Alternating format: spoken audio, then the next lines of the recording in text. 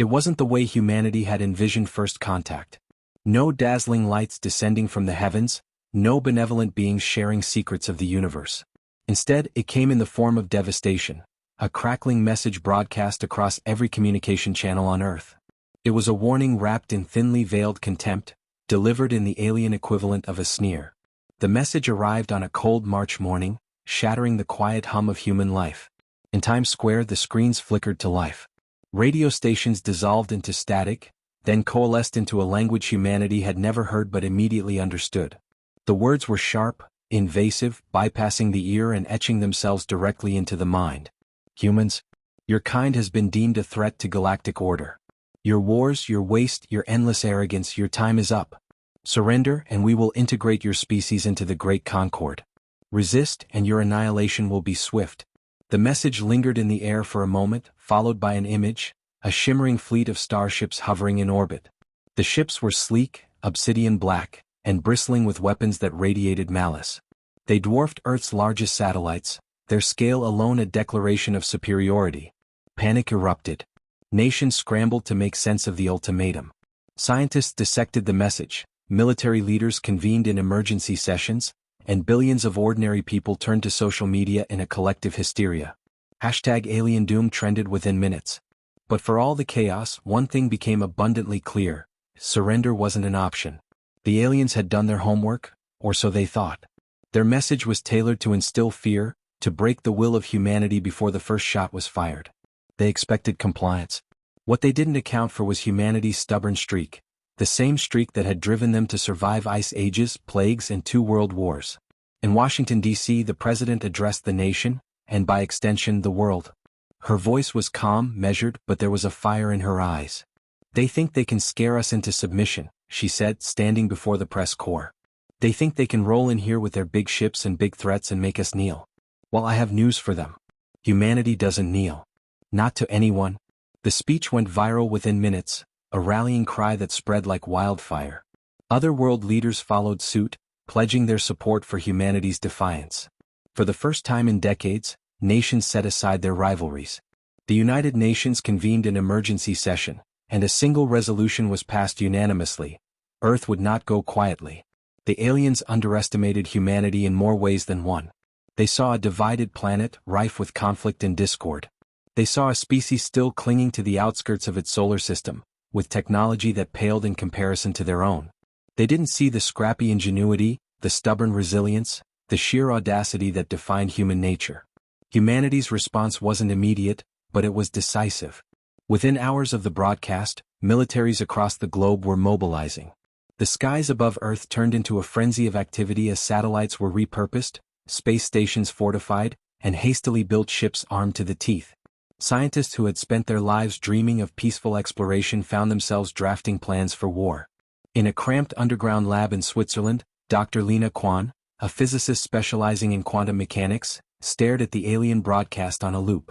She wasn't a soldier, and she certainly wasn't a diplomat, but she knew one thing: humanity's survival depended on its ability to outthink its enemy. "Their ships," she muttered, replaying the footage. "They're not just weapons. They're systems. Networks. If we can disrupt their network." Her voice trailed off as her mind raced. She grabbed her tablet and began sketching out equations, her fingers moving faster than her thoughts. Meanwhile, in a hidden bunker deep beneath the Rocky Mountains, General Mark Tennyson reviewed the situation with his staff. The aliens were still in orbit, their ships a silent threat looming over the planet. So far, they hadn't made any additional moves, but Tennyson knew better than to mistake silence for hesitation. "We need to hit them first," he said, his voice gruff but steady. "If we wait for them to fire, we're dead. We need to show them we're not going down without a fight." A young lieutenant hesitated before speaking. "Sir, with all due respect, how do we fight something like that?" Tennyson gave a grim smile. "We get creative." Creativity became humanity's greatest weapon. Engineers repurposed mining lasers into makeshift orbital cannons. Software developers turned their skills to cyber warfare, crafting viruses designed to infiltrate alien systems. Farmers donated drone swarms, retrofitted with explosives. Across the globe, humanity united in a way it hadn't in centuries. Factories that once churned out consumer goods now produced weapons and armor. Media outlets transformed into rallying points, broadcasting messages of resistance and hope. Even schoolchildren got involved, crafting hand-drawn posters with slogans like, "Dear Aliens, bring it." But it wasn't just about weapons and tactics. Humanity fought with its heart. Musicians composed stirring anthems, artists painted murals of defiance, and poets penned verses that captured the raw, unyielding spirit of the species. The message was clear: humanity was not afraid. In the midst of the preparations, another message arrived. This one was different, less a command and more a taunt. "Humans," the voice sneered, "we see your efforts. Futile. Primitive. You cannot hope to stand against the Concord. Surrender and you may yet live." The response was immediate, broadcast from Earth's largest satellite array. It was simple, direct, and utterly human. Dear aliens were not mad, just disappointed. And armed? The message was a spark in the darkness, a defiant laugh in the face of overwhelming odds. It was shared billions of times, a testament to humanity's unique ability to find humor even in the shadow of annihilation. The aliens, it seemed, didn't know what to make of it. Their ships remained in orbit, their weapons silent. But humanity knew the lull wouldn't last. As Earth braced for the inevitable, the world's leaders gathered for one final meeting. The president stood at the head of the table, her gaze sweeping across the room. "They think they're better than us," she said. "More advanced, more powerful. But they don't know us. They don't know what we're capable of. This isn't just about survival. It's about sending a message, not just to them but to the entire galaxy. Humanity doesn't back down. Ever." The room erupted into applause, a surge of determination sweeping through the ranks. They were outgunned, outmatched, but they weren't out of options. The stage was set. The players were ready. And as the alien fleet loomed above, humanity prepared to show the universe what it truly meant to be human. The first attack came without warning. It was just past midnight in Greenwich Mean Time when the alien fleet moved. All around the globe, satellites trained on the Concorde ships recorded a flash, a brief, blinding pulse of light that seemed to ripple through space itself.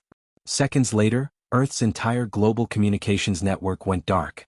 The alien ships had released what scientists would later call its subspace disruption pulse, a weapon that short-circuited electronics, scrambled digital systems, and reduced even the most secure databases to gibberish. In an instant, humanity was plunged into a technological blackout. Cities were thrown into chaos. Air traffic controllers lost contact with thousands of planes mid-flight. Hospitals operated blindly, their systems failing one by one. Power grids flickered and died. For the first time in centuries, the world felt truly silent and terrifyingly vulnerable. But even in the darkness, humanity wasn't unprepared. In that hidden bunker beneath the Rockies, General Tennyson slammed his fist onto the table. The room was illuminated only by the dim glow of emergency lighting, but his voice cut through the gloom like a blade. "Get me Quan," he barked. Miles away in Switzerland, Dr. Lena Quan was already on the move. The disruption pulse had wiped out most of the lab systems, but she and her team had anticipated something like this. They'd stored critical data on analog backups, ancient hard drives that predated modern subspace technologies. "Switch to manual override," she shouted, her voice hoarse from lack of sleep. "We don't need full systems to run the EMP countermeasures. Just get the generator online." Her assistant, a wiry man named Matteo, scrambled to comply. The lab hummed with frenetic energy as the team worked by flashlight, their movements precise despite the mounting tension.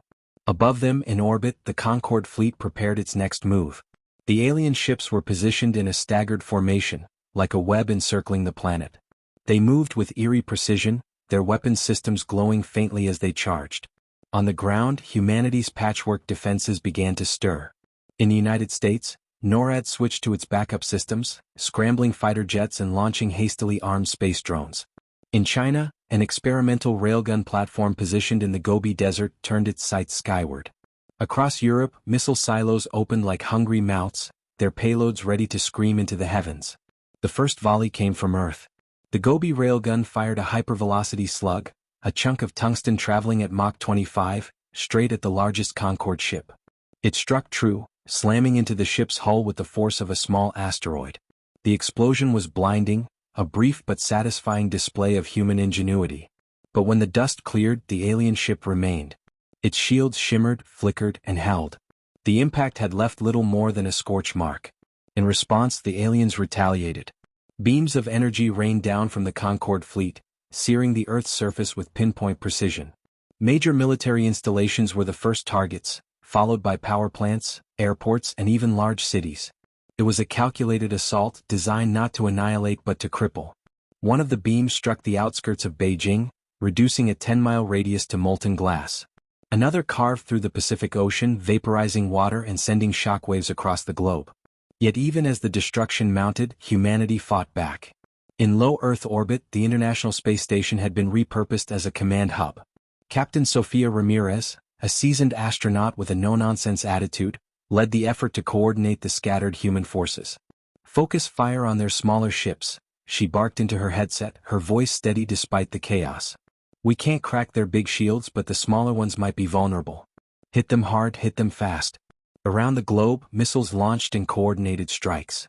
Some carried traditional warheads, others experimental payloads, high-yield explosives, plasma charges, even hastily developed EMP bombs. The targets were the Concorde's smaller frigates, ships that darted around the larger vessels like predatory fish. The strategy worked. One by one, the smaller ships began to fall. A barrage of missiles from a NATO destroyer struck a Concorde frigate near the Arctic, breaching its shields and tearing it apart in a fiery explosion. Over the Indian Ocean, a drone swarm from Australia overwhelmed another, its pilot cheering as the alien craft disintegrated in a shower of debris. But the victories came at a cost. The Concorde responded with ruthless efficiency, targeting the sources of resistance. The NATO destroyer was obliterated by a beam of energy that split it cleanly in two. The Australian drone base met a similar fate, its coordinates pinpointed by the aliens within seconds. In the chaos, Dr. Kwan's team finally completed their work. The EMP countermeasure, a prototype device designed to disrupt the Concorde's subspace systems, was ready. It was untested, barely functional, but it was humanity's best shot. Get this to Tennyson, Kwan said, handing the device to a courier. Tell him it needs to be deployed in orbit.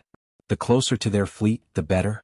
The courier nodded, sprinting out of the lab with the device in hand. In the skies above, humanity's resistance continued to escalate.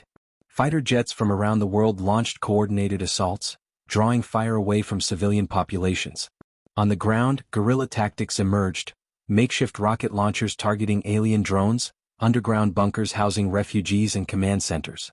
Everywhere, people fought not just for survival but for each other. In one small town in Kansas, a group of farmers used their old crop-dusting planes to deliver explosives to an alien landing party. In Tokyo, a tech-savvy teenager hacked into an alien drone, using it to broadcast messages of defiance across the city. And then, humanity struck its first major blow. The courier delivered Kwan's EMP device to an experimental space shuttle stationed in New Mexico. Piloted by Commander Julian Ortiz, a veteran with a reputation for taking risks, the shuttle launched into orbit under heavy fire. "This is suicide, you know," Ortiz said over the comms, his voice laced with grim humor. "Just make sure it's worth it," Tennyson replied. Ortiz maneuvered the shuttle through a deadly gauntlet of alien fire, the hull groaning under the strain. With a final burst of speed, he reached the edge of the Concorde fleet and deployed the device. For a moment, nothing happened.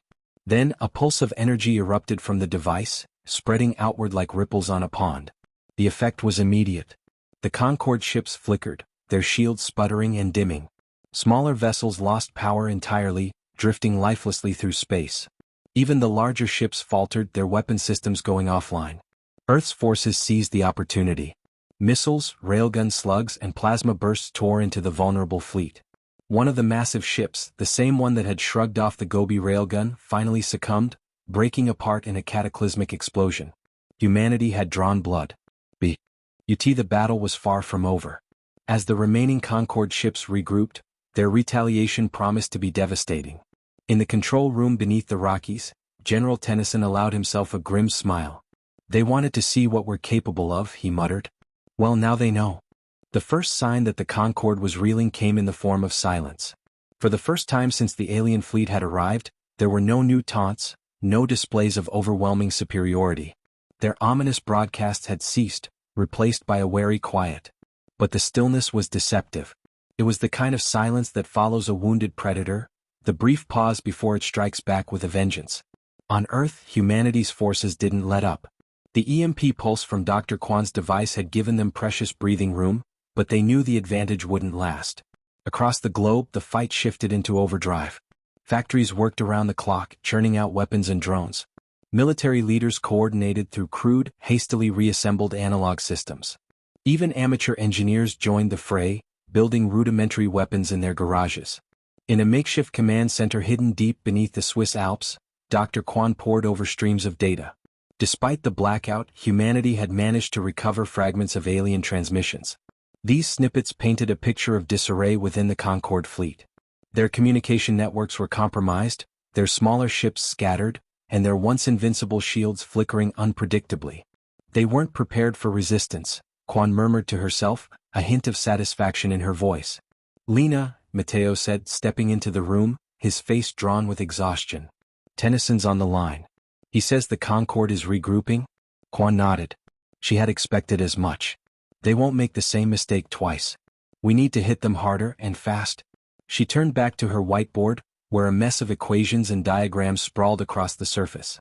Her team had been working non-stop to refine the EMP device, to amplify its effects and possibly extend its range.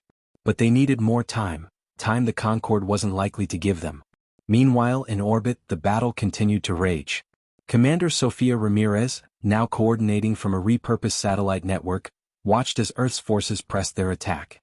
Swarms of drones, missiles, and experimental aircraft hammered the remaining Concorde ships. Keep the pressure on them, Ramirez ordered. Focus fire on the ones with compromised shields. Don't give them a chance to recover. Her commands were carried out with precision.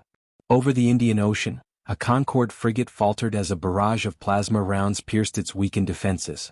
The alien ship broke apart in a brilliant explosion, sending debris tumbling into the atmosphere. But the Concorde wasn't going down without a fight. On the surface, reports of counterattacks began to flood in.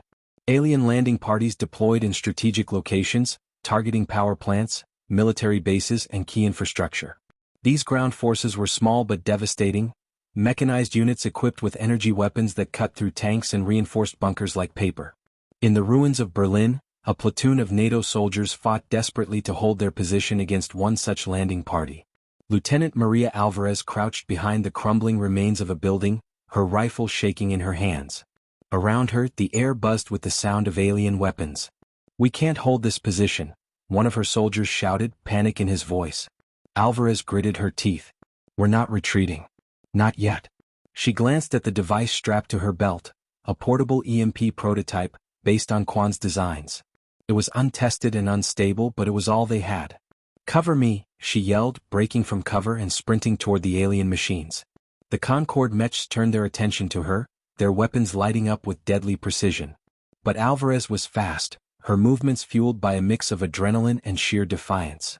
She dove into the open, slamming the EMP device onto the ground and activating it. A pulse of energy erupted from the device, washing over the battlefield. The alien machines froze mid-motion, their weapons sputtering to a halt. "Now?" Alvarez shouted. Her platoon didn't hesitate. They unleashed everything they had: grenades, rockets, small arms fire, obliterating the disabled mechs in a hail of destruction. When the dust settled, Alvarez collapsed to the ground, her chest heaving. It was a small victory, but it was one of many. Across the globe, similar stories played out. Farmers in rural India ambushed a Concorde patrol with nothing more than gasoline bombs and sheer determination. In Johannesburg, a group of hackers managed to override an alien drone, turning it against its own forces. In the Arctic, a coalition of scientists and soldiers used a repurposed weather station to fire an experimental laser, downing one of the Concorde's remaining frigates. Humanity was proving to be far more tenacious, and far more dangerous, than the aliens had anticipated. But the Concorde wasn't done. In their desperation, the aliens unleashed a new weapon, a massive orbital platform that dwarfed even their largest ships. The structure unfolded like a flower in bloom, its petals bristling with weaponry. From its center, a beam of energy lanced out, striking the Pacific Ocean. The resulting explosion sent shockwaves rippling across the globe. Tsunamis rose like walls of water, slamming into coastlines and swallowing entire cities. The death toll was staggering, but humanity refused to give in. In the Rocky Mountain bunker, General Tennyson stared at the live feed of the orbital platform, his expression grim. "That thing is a planet killer," he muttered. "If we don't take it out now, we're done." Quan's voice crackled over the comms. "We might have a solution," she said, her tone hurried. "But it's a long shot." "Long shots are all we've got," Tennyson replied. "What do you need?" Quan hesitated. "A team. And a way to get up there." The general didn't miss a beat. "You've got it? Ramirez, you're in charge of the assault. Get Quan and her team to that platform no matter what it takes.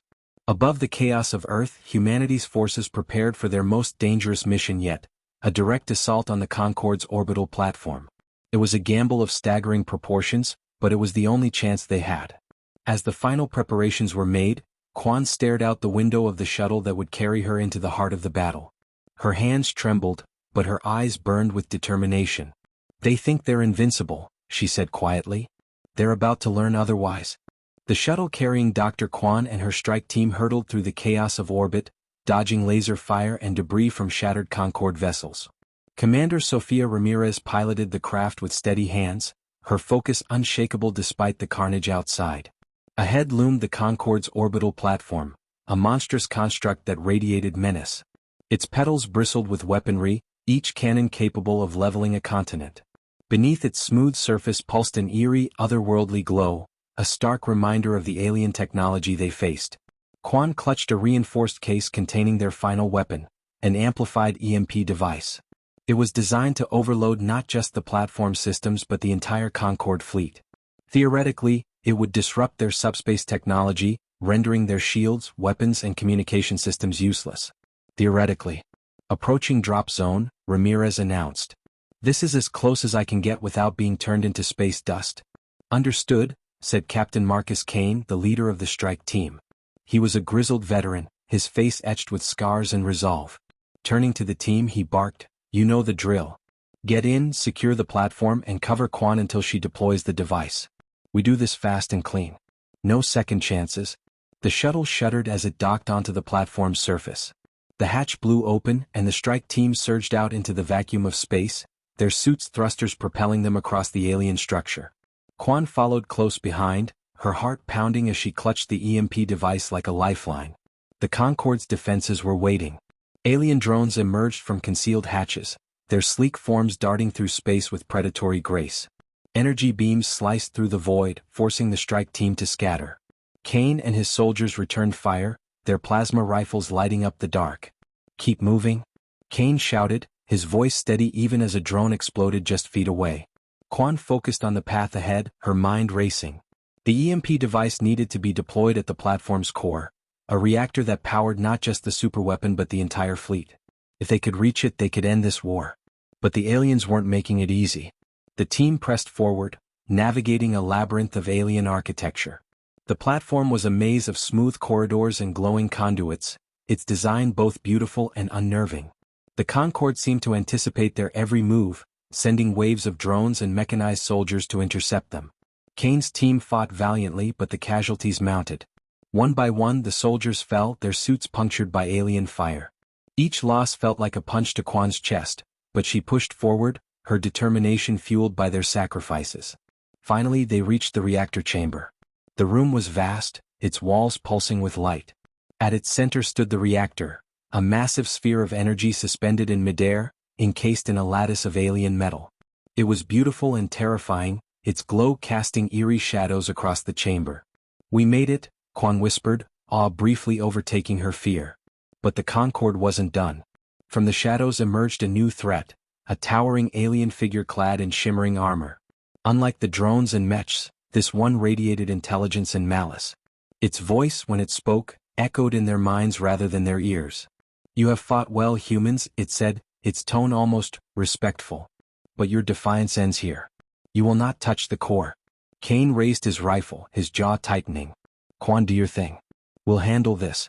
The alien moved with inhuman speed, closing the distance in an instant. It lashed out with a weapon that shimmered like liquid light, cutting through the team's defenses with brutal precision. Quan scrambled to the reactor, her hands shaking as she prepared the EMP device. She couldn't afford to look back, couldn't let herself think about what was happening behind her. Kane and the last of his soldiers fought valiantly, but the alien was too powerful. One by one they fell until only Kane remained. Bloodied and battered, he stood his ground, his rifle firing until it overheated in his hands. "You want her," he growled, spitting blood onto the pristine floor.